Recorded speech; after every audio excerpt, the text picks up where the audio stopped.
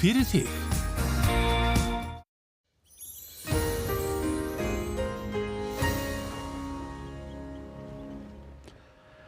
Komið sæl, nánast endurtekið efni frá því í gær, það að segja að gerjutónlumyndin sem sýndi ykkur í gær, hún mjög svo lík þeirri sem var tekin hér klukkan 14 í dag, sýnir að það var sólríkt víða á sunnan og vestanverðu landinu en norðan og austanlands var nokkuð skýjað.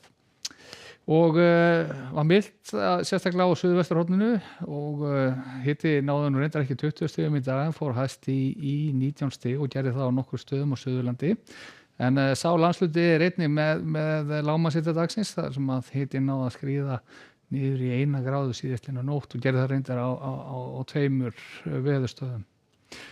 En svona í stóru myndina þá erum við með þessa lægð sem hefur og hæði við Grænlandi og þetta hefur stjórnað veðrinu hjá okkur í dag en lægðin að leita til austurs og það dregur úr vindi þá,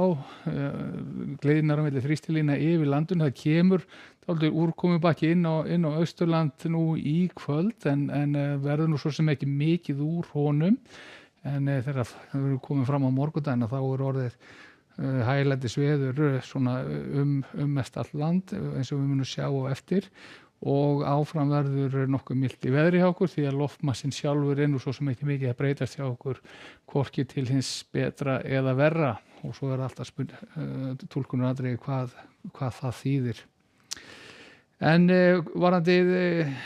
gosið í Litla Hrúta þá mallar það nú ennþá og svona með við vindaspá fyrir morgundaginn að þá virðist gosmengunin alltaf ná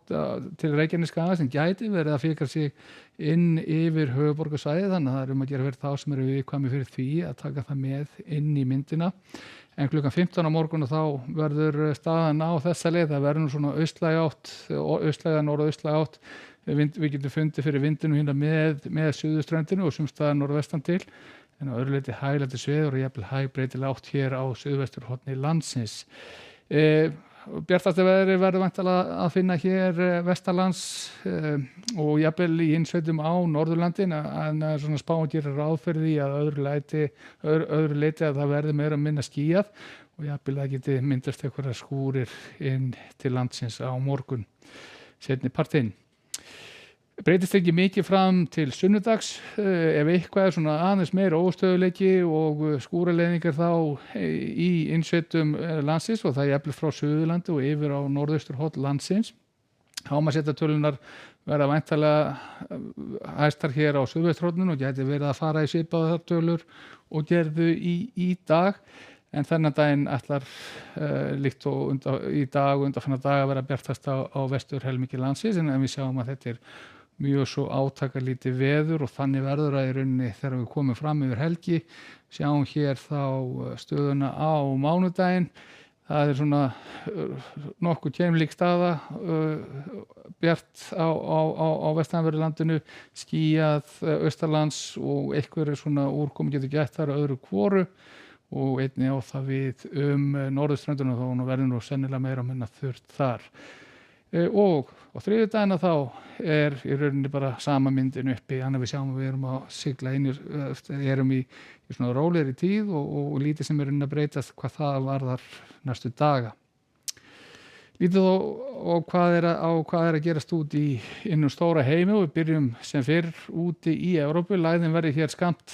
vestur á Skotlandi miðjan dag á morgun og því skúraleiðingar nokkuð víða á Bretlandseyjum og þá einnig við sunnanverða Skandinavíu og jafnvel víðar í Evrópu. En þegar við komum hér til suðaustu þá sjáum við að hitinn svona